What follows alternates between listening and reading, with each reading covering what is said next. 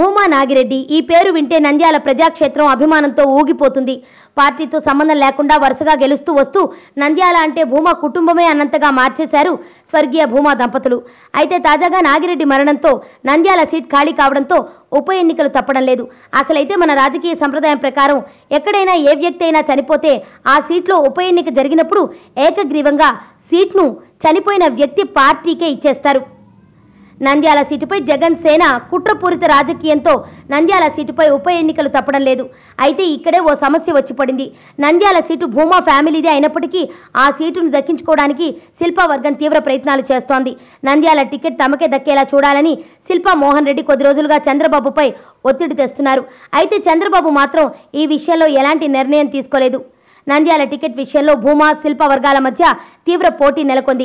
అయితే వీరితో పాటు ఎస్వి సుబ్బారెడ్డి ఫ్యామిలీ కూడా రంగంలోకి దిగింది. ఈసారి ఎలాగైనా టికెట్ సంపాదించాలని సుబ్బారెడ్డి ఫ్యామిలీ కూడా తీవ్ర ప్రయత్నాలు చేస్తోంది.